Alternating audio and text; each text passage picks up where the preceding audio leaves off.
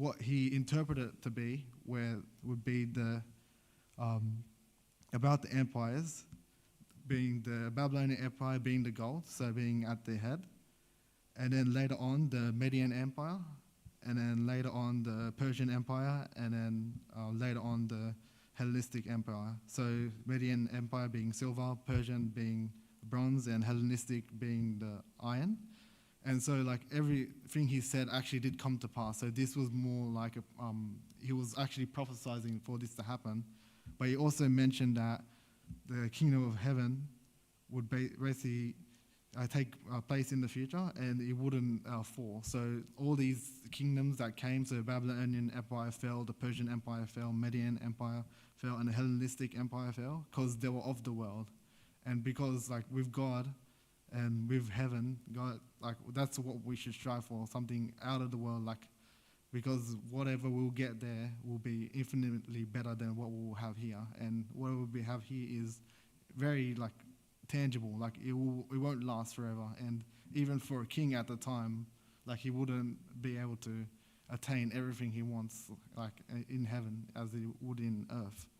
And this is just showing how he was given great understanding and knowledge, not just through his years of experience, thanks to being accepted from the king, but as well as the fact that God had true faith in him and saw true potential in him, and the fact that he gave him these gifts. He showed him the way to be of philosophy and of all these different things that would take ages for some people to do.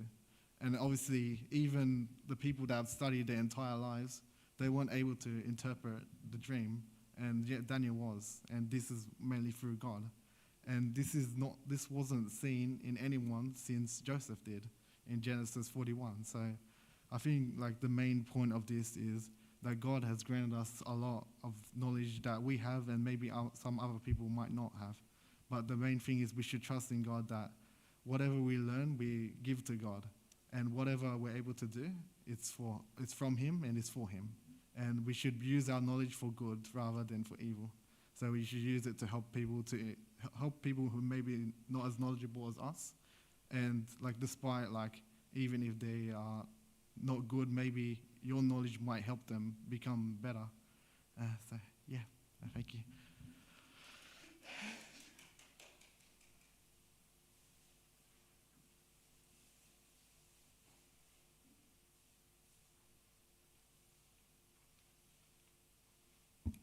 Thank you so much, Albert. Such a great pre-talk. So to continue on with the night, we have the Bible study tonight. So the main talk, which will be by Angelo on Genesis chapter 32. So whenever you're ready, man, thank you.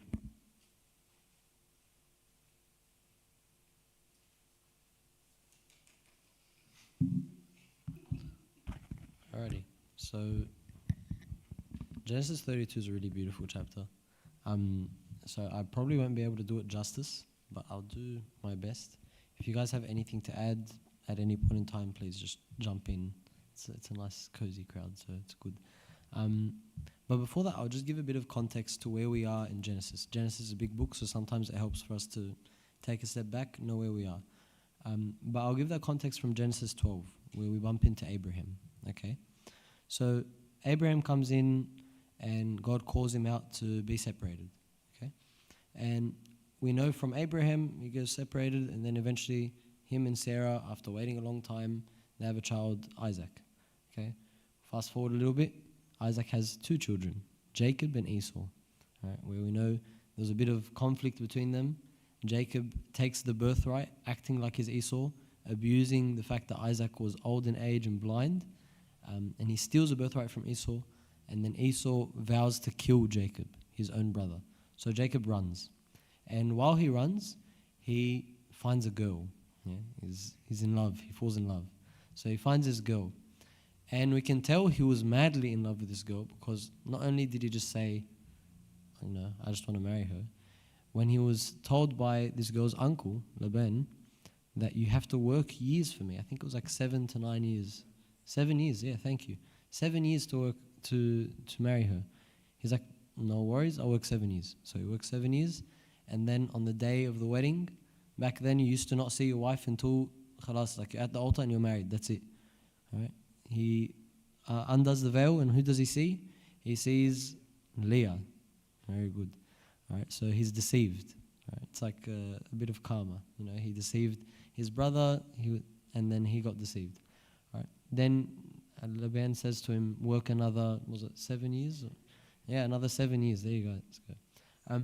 And so he's like, yep, no worries, I'll work another 7 years. Eventually, he gets his wife and he's happy. And so we're at the point now where Jacob has taken leave from Laban, has taken his own right for his sheep, his oxen and whatnot. He's taken leave from Laban. And we enter into this chapter. Do I read or does someone else? Yeah, someone else can read. If there's a mic, that would be great. We'll start off by we'll just start reading, and then we'll discuss it together. So, yeah, we'll read verses 1 to 8.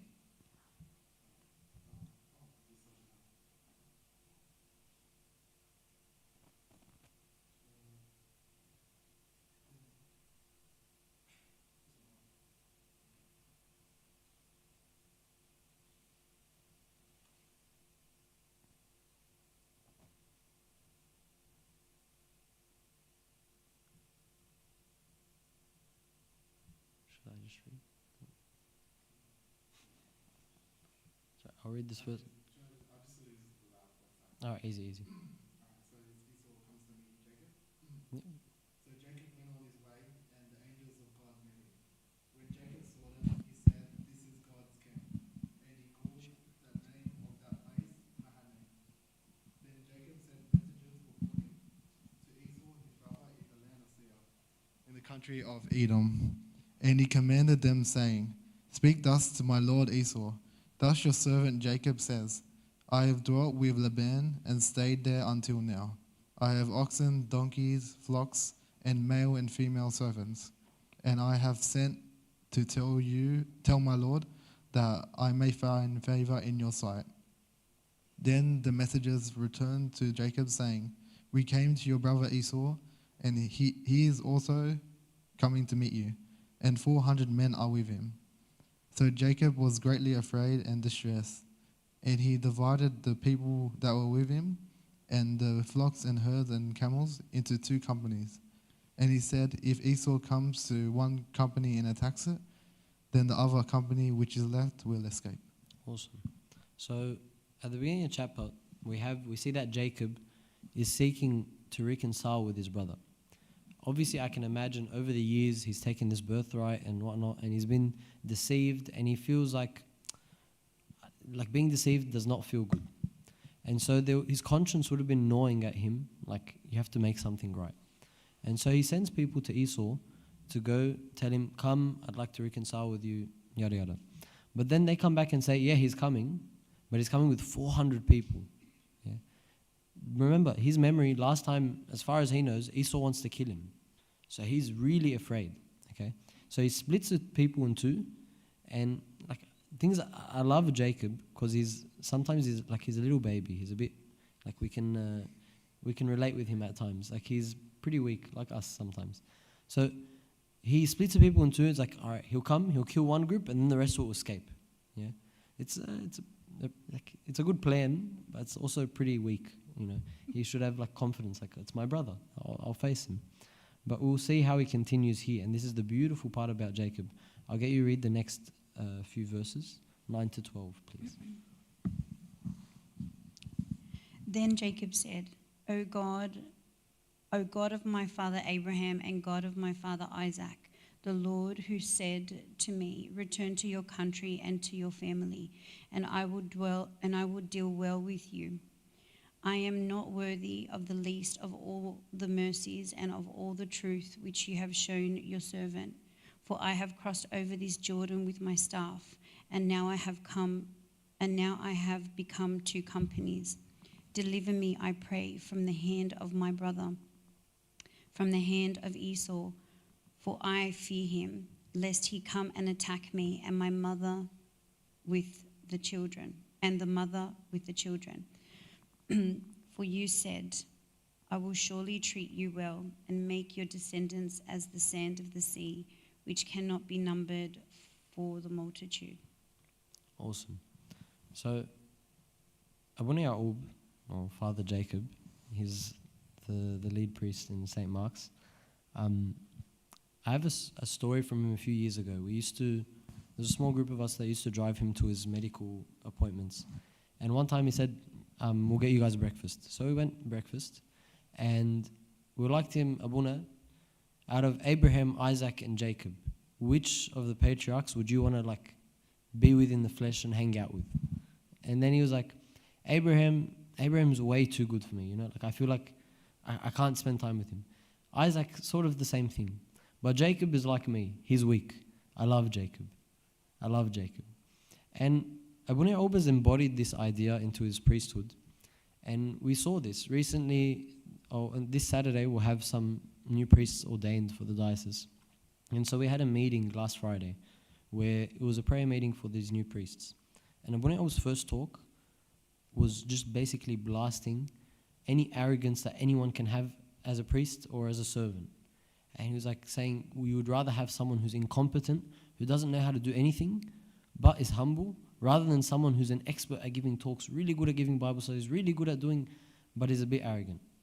You know, you'd rather the incompetent servant who's humble and loving than the very competent servant who's a bit arrogant. And we can see with Jacob, what way does he come to God? And we can see this chapter changes, I guess, the course of history for all of Judaism, as well as Jacob personally. All right?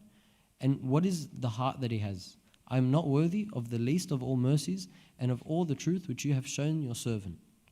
I'm not worthy of the least of your mercies. Everything you've done for me, I'm not worthy of it. Now, if you look at his life, you'd think that, like, what mercy did he have? He had to work for what he got. He has 2 wives, one that he doesn't even want, that he was deceived to have. The second one, he had to work 14 years to get her, which back then would have been preposterous. Like the value of a woman was not 14 years of work. Right? It was just like, oh yeah, I want to marry her. Yeah, sure, come with me. It's crazy. What does he have to thank God for? But this is the heart he has. It doesn't matter. Like, God is good regardless of my situation. He's given me so much. So I'm not worthy of the least of all mercies and of all truth which you have shown your servant. Right. He's also coming before God as a servant. Now, so often we call ourselves servants, like we're Sunday school servants, we're this, we're that. But really, what does that mean? The servant means you are a slave to those whom you serve. Right. Like, he felt this. He knew that he was a slave. He was a slave to God. So if God told him, go there, he goes there. And this is something he got from Abraham, from Isaac. Abraham told, go kill your son, all right.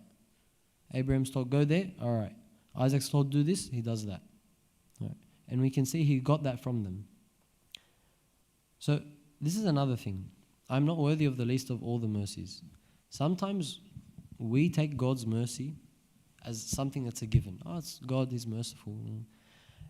Like, we're definitely not worthy of His mercy. Right. I have a story recently with a couple students. There was a couple girls are upset with each other in school. And so one of them approaches me and says the situation. And I'm like, all right, how do you think you can fix this? Like, forgetting what happened, now what do you do? She's like, I don't know, someone has to say sorry. I'm like, well, why don't you say sorry? He's like, but I did nothing wrong. I'm like, probably, yeah, you didn't do anything wrong, but will it fix the situation? He's like, yeah. But she's like, but it's not fair. Why should I say sorry? Why do I have to do the humiliating act? Why do I? And then all I had to tell her, and thank God it worked, was, well, what did Jesus do? She's like, oh, yeah, fair enough. You know, if you think of it, it's like, and the response she said is like, it's always me. I'm always the one apologizing. I'm like, yeah, all right, tough luck. Look what Jesus did. You know, it's always him. You know, like, we do something wrong, yeah, he's the scapegoat. We do something wrong, he's the one that's nailed on the cross. You know, it is we who sinned, but he who suffered. It is we who sinned, but he who suffered. We're not worthy of this mercy. And so even if our life all goes to, like, if everything goes wrong in our life, we're suffering, like, God's mercy in giving us salvation is already enough. And we can see this in Romans 5, some of my favorite verses. St. Paul's really brilliant when he writes this, because he sets the scene, and it's a very good scene. It says, for when we were still without strength, In due time Christ died for the ungodly. For scarcely for a righteous man will one die. So when we're without strength, when we're still weak, God died for us, the ungodly.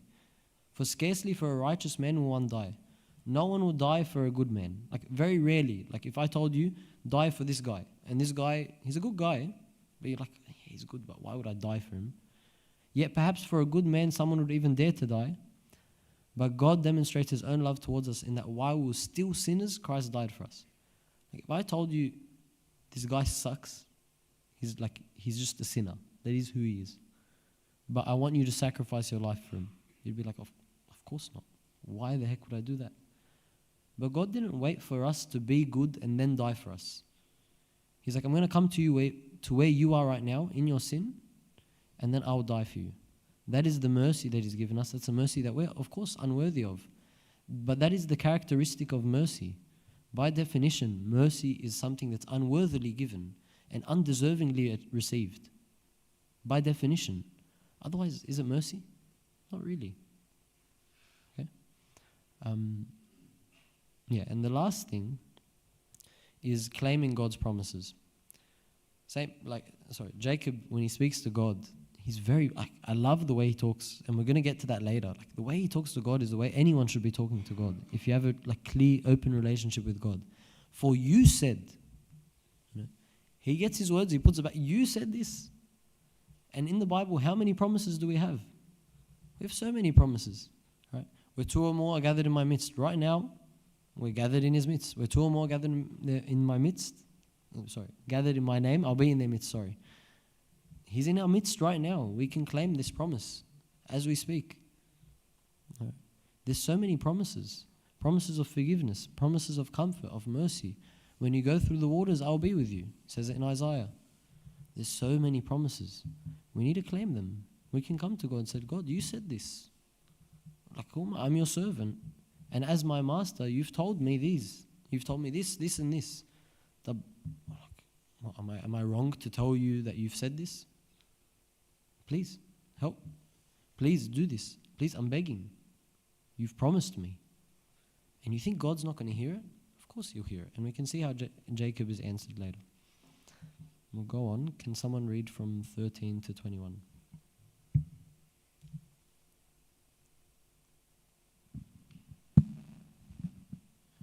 So he lodged there that same night and took what came to his hand as a present for Esau his brother, 200 female goats and 20 male goats, 200 ewes and 20 rams, 30 male camels with their colts, 40 cows, 10 bulls, 20 female donkeys and 10 fowls. Then he delivered them to the hand of his servant, every drove by itself, and said to his servants, Pass over before me and put some distance between successive droves. And he commended the first one, saying, When Esau my brother meets you and asks you, saying, To whom do you belong and where are you going? Whose are these in front of you? Then you shall say, They are your servant Jacob's.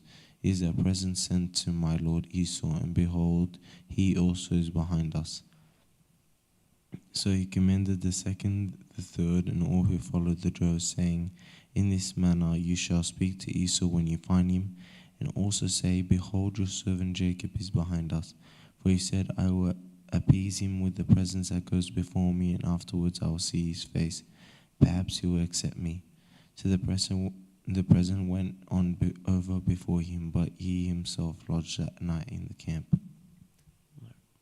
So what happens? He prays. So he goes alone, prays. And then after this, he goes and he sets up everything. Like, there's different contemplations on this. If you look through the church fathers, they're very optimistic. And they're like, oh, Jacob's, like, he's very charitable. He's giving all these gifts to his brother and whatnot. And then you have the other pessimistic side, which unfortunately I side with. Like, Jacob's a big baby and he's using, like, this huge human shield just to, like, soften the blow. You know, he's, like, so scared. And of course, there's nothing wrong with him being scared. Like, it's expected. As far as he knows, Esau wants to kill him. That's as far as he knows. And he's coming with 400 men. 400 men to kill him. That's what his mind is saying. So what does Jacob think? Jacob could go on the attack. in theory, he could set up to attack. So yes, although he's fearful in making this huge human shield, he's chosen a very humble approach. And let's look at the words that he asks them to say. He asks the servants to say to Esau, your servant Jacob. Right? Behold, your servant Jacob is behind us. Your servant, your servant, your servant. We've got to remember that these words right now are used very lightly. And language now, the way we speak in English, sometimes we can chuck words around and they don't mean much. We speak a lot, we hear a lot. Back then, to say servant had a lot of depth. It was a very humble thing to do. Like if I come to someone and say, I'm your servant, usually you'd say, oh man, this guy's a try-hard. Shush. Stop. What's this pretense? Stop. But back then, no, he means it. And you've got to remember, Jacob actually had servants. Esau had servants. Having a servant was a real thing back then. Right now, it's oh, my servant, my Sunday school teacher, it's whatever. We actually look at it with honor rather than shame. But he was willing to lower himself. Why? Just for reconciliation. You can say out of fear, you can say out of charity or whatever, but we can see what he set up. He set up this huge human shield which shows he's very fearful. So he prays once, and then he acts, and then we're going to see again, this is just a filler between the two main parts that I wanted to get through. Now we're going to see, what does he do? How does he communicate with God again? All right? So we'll just get someone to read the next, till the end of the chapter, and then we'll go over it.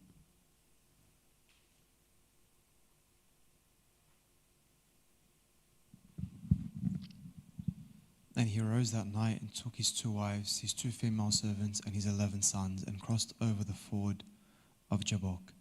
He took them, sent them over the brook, and sent over what he had. Then Jacob was left alone, and a man wrestled with him until the breaking of day. Now when he saw that he did not prevail against him, he touched the socket of his hip, and the socket of Jacob's hip was out of joint as he wrestled with him. And he said, let me go, for the day breaks. But he said, I will not let you go unless you bless me. And he said to him, what is your name? He said, Jacob. And he said, your name shall no longer be called Jacob, but Israel, for you have struggled with God and with men, and have prevailed. Then Jacob asked, saying, tell me your name, I pray. And he said, why is it that you ask about my name? And he blessed him there. So Jacob called the name of the place Peniel. For I have seen God's face to face, and my life is preserved. Just as he crossed over Peniel, the sun rose on him, and he limped on his hip. Therefore to that day the children of Israel do not eat the muscle that shrank, which is on the hip socket, because he touched the socket of Jacob's hip in the muscle that shrank. Awesome. So what does he do? He's very afraid. He's taken some physical action. But we can see that physical action is sandwiched between 2 important encounters with God. All right, the second one, he arose at night and took his 2 wives and his 2 female. He ran away. Basically, he went in seclusion. He arose at night. So that we can, encounter God, sometimes we need to physically move ourselves. So often, we say, I want to feel God's presence. I don't feel God's presence. I don't feel God's presence. And then we're sitting there distracted by our phones, distracted by whatever it is that's distracting us. Abuna Anthony from our church, Abuna Anthony Shakawi, he always says that there has to be some time in your day where it's uninterrupted time with God. Uninterrupted. If you're praying, your phone is out of your room. You are just praying. It's just hidden in a way that you can't see it. There's no option. You're with God. It's and imagine when 2 people go on a date. Imagine they're sitting there in front of each other and one of them's just on their phone. And the other one's just sitting there waiting. Hey, how are you? Yeah, good. And then they just go back to their phone. This is how we are with God a lot of the time. And I imagine for him it's heartbreaking because he loves us so much. And the more you love, the more it hurts when you're rejected. And this is God. God's opened himself. This is God. He doesn't have to do this. Why bother with us? Yeah? Why bother with us? What a waste of time. We're just ants in his presence. But what does he do? He elevates us. And he puts value in us. We only exist because of His love. The only reason we have value is because of His love. We need to sometimes physically pull ourselves away from the world. Spend time with Him.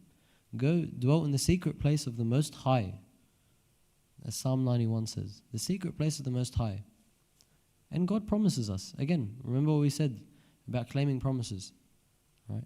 Jesus, what did He say? When you pray, go into your room, lock the door. Do all these things in secret. Fast, pray, all these things.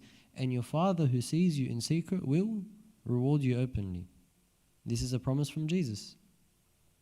And I think Jesus is a reliable source. So we can claim this promise by physically moving ourselves to spend time with God.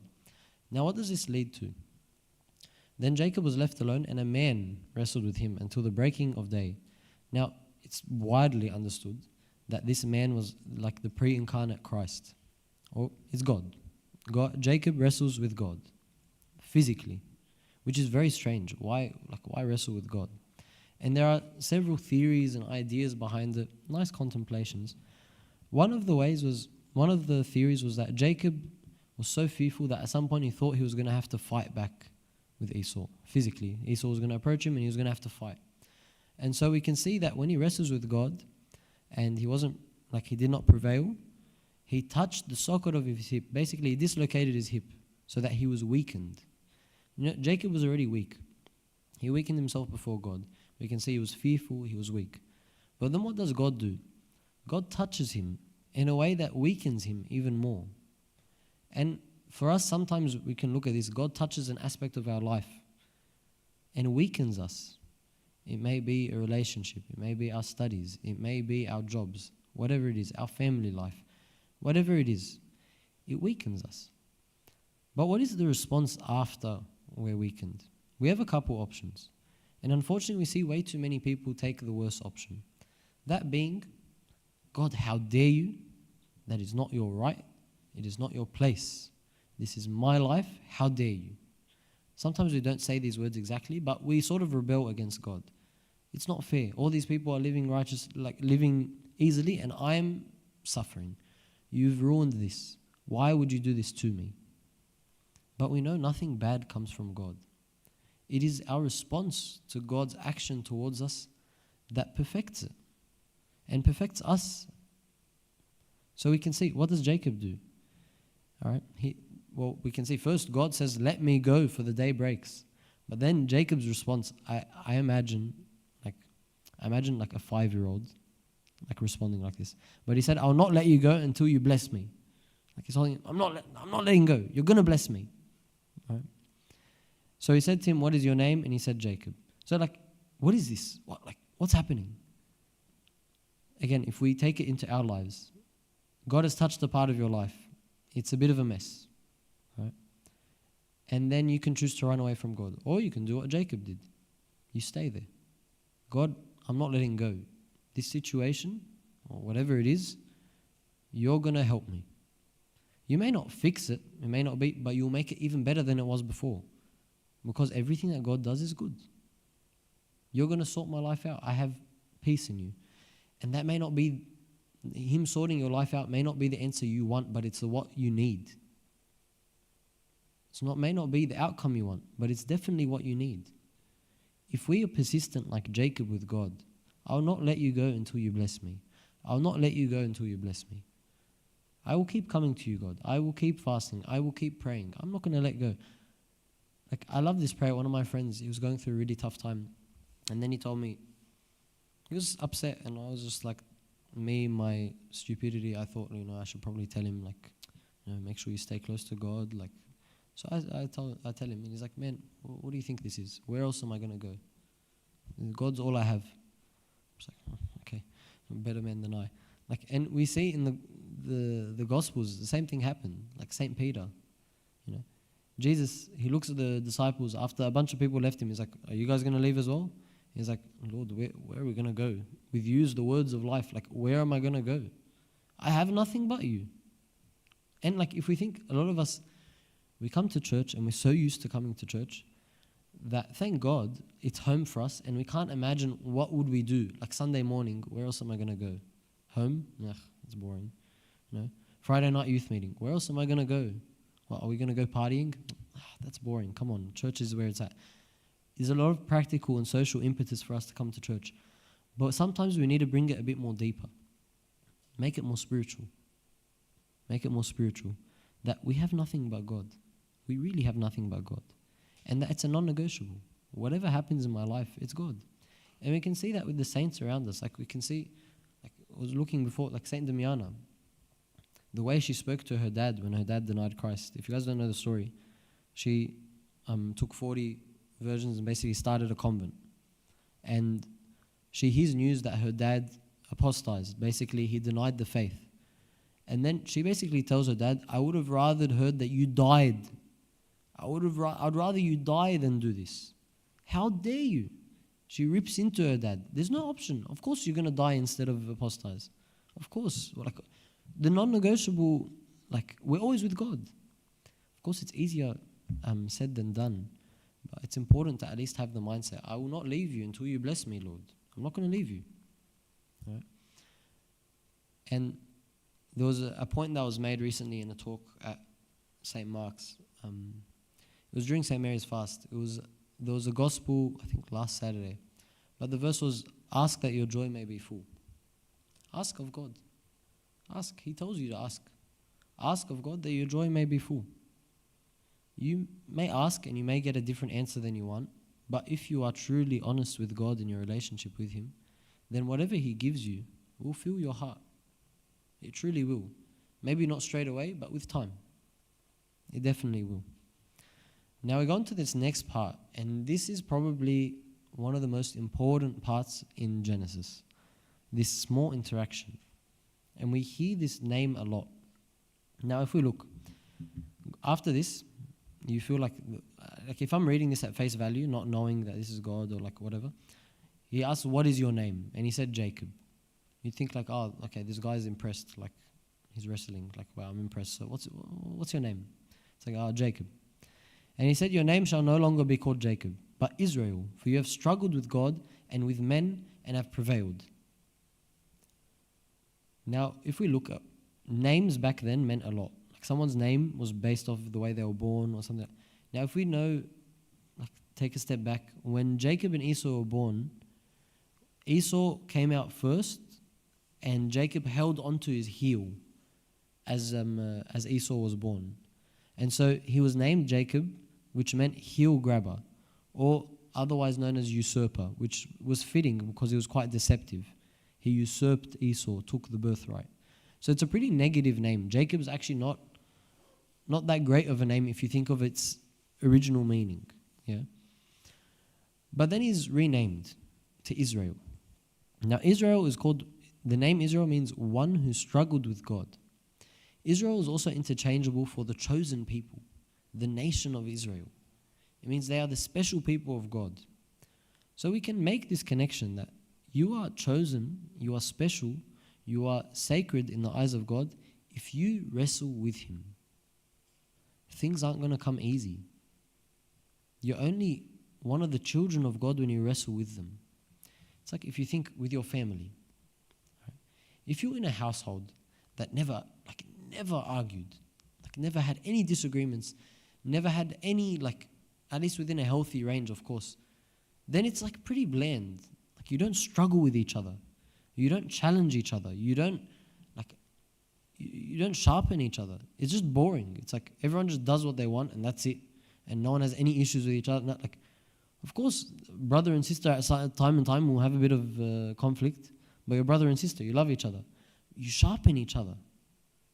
This is like, it's so important. All right, we struggle with God. God sharpens us. We come to God. We take up a case with Him. God, like, what's happening? We come before God. We need to be honest with Him. And someone who is honest with God is going to wrestle with God. Even on a moral basis, even if we're not even going to look emotionally, like, God, why is this happening to me? Morally, God, this is too hard for me to do. You've asked me to do this, this, and this. How am I meant to do it? You've asked me to forgive this person. How the heck do I forgive someone who's done this to me? We wrestle with God in every situation. How am I meant to be patient in this situation, God?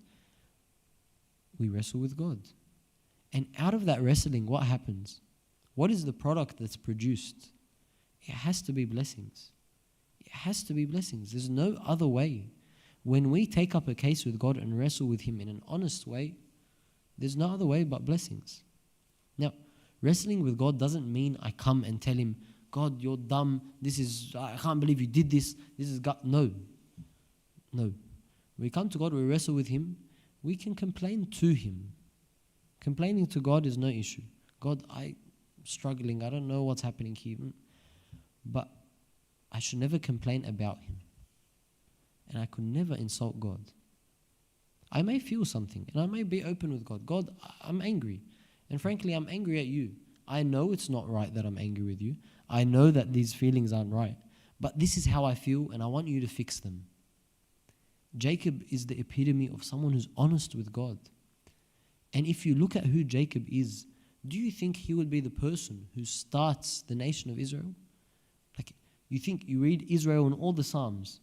You read, like, Israel, like, it's huge. This is Israel. And let's look at the person who started it. It's this weak, scared, afraid man who can't even face up to his brother after deceiving him. And this is the point, this whole idea of transformation. God really does create strength, create saints out of in the places you would never expect it. And this includes us. And one of the biggest joys working in school is getting to see kids day in, day out that you wouldn't expect God to work in their hearts, or you wouldn't expect that God is present in their hearts. And then you have a conversation with them and you're like, wow, there's a lot more depth to this person than you think once you get to know them. And you can see bit by bit, God is creating a saint in this person, but it doesn't seem it because we can't see these things. We can see this in John chapter 9, the blind man born blind. Right? Jesus heals him. And so afterwards, there's this whole debate with the Pharisees and whatnot about what happened, how dare you? And he stays firm. He says, yes, Jesus healed me. All right? And then he goes on a bit of a rant about them. And he basically embarrasses all the Pharisees. He has better theology than all the Pharisees. All right? And then this is their response. Of course, in their arrogance, they're embarrassed by this man born blind who's a peasant. Like, who's this guy to talk to us? He's like, you were completely born in sins and you're teaching us? You were completely born in sins and you're teaching us? It's like, well, yes, of course. Yes, I'm born in sins. Yes, I'm very sinful. And yet, I'm God's. And yes, God has given me wisdom. And yes, God has helped me. Am I a good person? No, not in the slightest. But what? God gives me words. God gives me whatever it is that I need to serve, to do whatever. And we see this so many times. Like St. Paul. If you look at St. Paul at the beginning and at the end, of course you would never think the man that killed the church, persecuted people, the first martyr, St. Stephen, he watched and was like, yeah, awesome. Like, yeah, destroy that guy. Lo and behold, he basically changed the whole world. Changed the whole world. And would you expect it from someone like St. Paul? Of course not. St. Mary of Egypt. Everyone knows that St. Mary of Egypt was a sinner and then became very repentant. But I don't think people realize how bad she was. Like, this is so she recounted her story to a priest called Saint Zosima. And this priest would visit her every month in the desert and give her communion. So one time she recounted this story, and just so we have an idea of how crazy her story is, of how she converted. We hear of how she tried to run into the church and was blocked off, and then she promised God that she'll repent and whatnot, and she ran to the desert and repented. But on the way there, so she was on the side of the street, she was a prostitute, and on the side of the street she would try to sell her body, and then she saw a big crowd running, and this is the big crowd running to Jerusalem, okay? They're going to the harbor so they can jump on a boat, go to Jerusalem, and go to church. So she just follows the crowd for business. She thinks she can grab someone. And then she sees a boat with a bunch of men going to Jerusalem. And so she sneaks onto the boat. And on this boat ride, it said, I know it sounds like, but just so we have an idea of how bad she was, like, it said that it got to a point where she tempted them, where she'd force them to sleep with her. Like, it got that bad. She was that bad. And yet, at the end of all that, what do we have? We have someone who's painted and put on the walls of our church, like I think 1,700 years later or something like that. How? Where? Like this? What happens? Right? If we look in Romans, it says, "Where sin abounds, grace abounds more." Does it mean I should sin so that grace can come? Of course not. Like, and St. Paul actually says that right after that verse.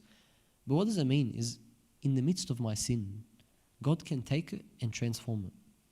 He can transform anything. And out of you personally, He can create a saint. And St. Paul very often would call the people that he was writing letters to the saints. To you, the saints of Ephesus, the saints of... He'd call you saints. Why? Because to be a saint is not a work of man, but it's a work of God. All it is letting God do this work in you, acknowledging our weakness. Jacob fell before God, was weakened. His hip was, like physically, he was weakened. And so what did that make him? It made him a great patriarch. Someone that people name their kids after. Someone that we look at and it's like, wow, Abraham, Isaac, and Jacob, wow. But let's look at it at face value. This guy wasn't really much, was he? He didn't really do much. His greatest obsession was with a girl who he worked 14 years for. You would not think that this guy would be the start of the nation of Israel. And yet he was. And there are so many saints like it. St. Moses the Strong. So many saints that are just repentant. It makes no sense. And like the point we can take for that for us and for others is, one, we don't expect, like, don't make assumptions of others. That person that you could see at one moment doing a horrible thing and that we judge, how could they do that? A week later could be a saint. And that's actually what happened to St. Mary of Egypt.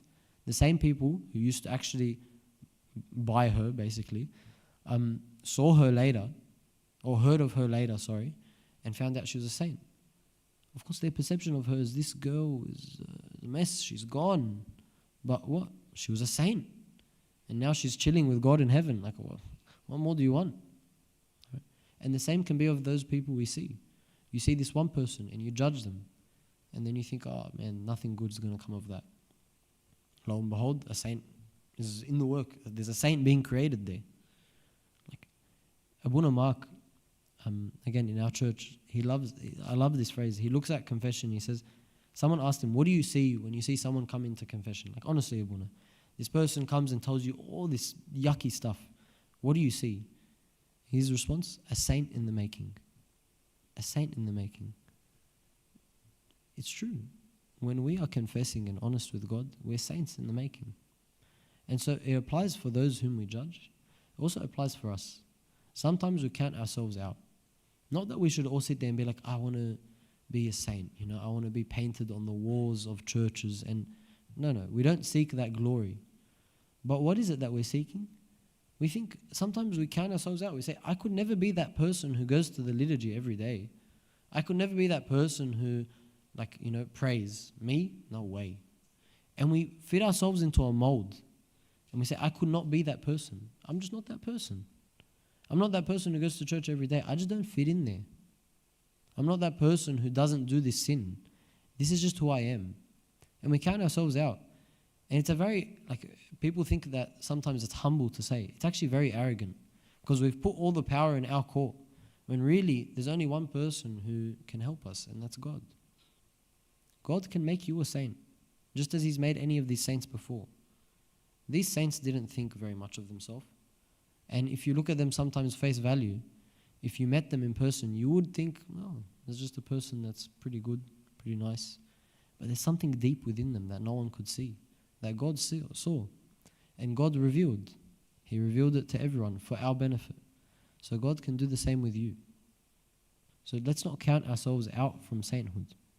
And we can see that with Jacob. This is the biggest, at least, point for me that I took, is Jacob was someone who was weak. He was humble. And that's what got him to where he was. It wasn't his extraordinary abilities or something that he was very good at. He wasn't good at speaking. He wasn't good at anything, really. But what was he good at? He was very good at pouring his heart before God. He was very good at being honest with God. He was very good at coming into God's presence. That's what he did. That's what Jacob was an expert at. And that weakness he presented before God was definitely rewarded. And the same applies for us. So in summary, again, as I've said, God's glory is made clear in weakness and humility. God works in the most unexpected people, creating saints from where it seemed there was no hope. This includes us. God wants us to wrestle with Him, to plead with Him, and to beg with humility. Please, if there's nothing else you take from this, the only practical thing is go before God and speak honestly. That is all we can do. Fall in His presence and beg Him. It can be anything. You may feel emotionally dull. You can say, God, I don't care about my spiritual life. This whole church thing, like I just go because I'm meant to. This whole prayer thing, like why would I do it? I don't feel it. Like, be honest with Him. Who are you hiding from? It's pretty embarrassing, if anything. He can see it and then you're hiding it. Like, it's pretty dumb. He can see it. So why don't you talk to him about it? It's like when two friends, if I know something about my friend I'm very close with, right, and he's trying to hide it from me, at some point I just go to him and be like, look, stop being stupid. Like, I'm aware of this. And then we talk about it. Yeah. But if it's left unsaid for so long, then we both just look stupid, right? God can see all your araf. He can see all of it. But as we said before, did He wait for you to become good to die for you? Or did He come to where you are now in your sin and then die for you? He came to where you are now. And He's merciful to you now, and He loves you as you are in your sinful state. Just fall, if there's anything else to take from this, is fall in His presence. Everything else comes after that. Fall into His presence every day without fail. Every single day without fail. Fall into His presence and you'll be fine. You'll be fine no matter what. Does it mean you won't be upset? No, you'll be upset. But be upset in His presence. Does it mean you won't ever be angry? You'll be angry. Be angry in His presence. Everything that you do, do it in His presence. And eventually, bit by bit, whatever it is will be joyful when you feel His presence. And then, God willing, when we leave this tent that we're in, we're always in His presence. That's like in Philippians, it says our citizenship is where? Is in heaven. Like literally, our citizenship is in heaven, which means we are aliens on the earth, foreigners of the world.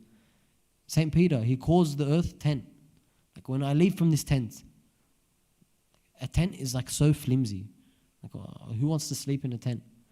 Like, do you make your tent really nice and then put a nice like bedside table and you hang an image on the side of the tent? And of course not. You sleep, you pack it up, you get out. That's how we live our life. We're here, we do what we can, and we live. Fall into His presence. That's I guess I can't iterate that enough, but that's what I have to say. All glory be to God. Forever, amen.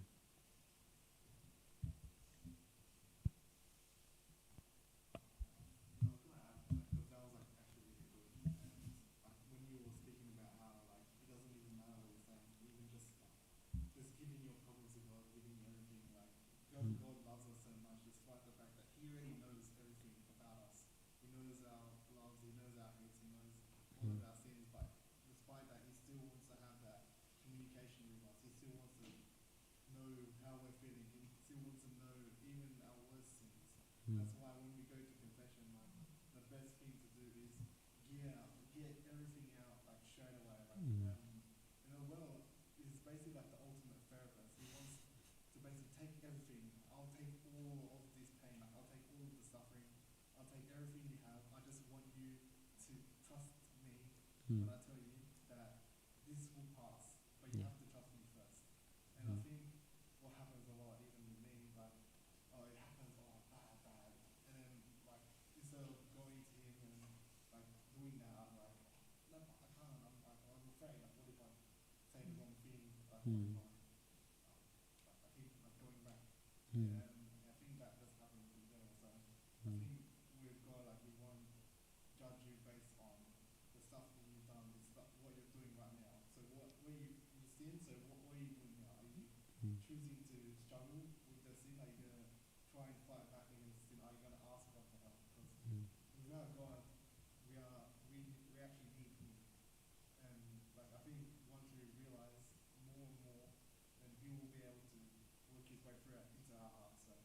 Mm. The only way to do that is if we clear our hearts. So if Of we course. give the problem, give everything that's like blocking him from there, and then he'll be able to go through and make our problem, our lives basically so much better. Yeah. And we'll be closer communing we are with him, the happier our will be. Yeah. No matter worldly desires, no matter sin, nothing could ever replace it. Yeah. Nice. You should have given the Bible study.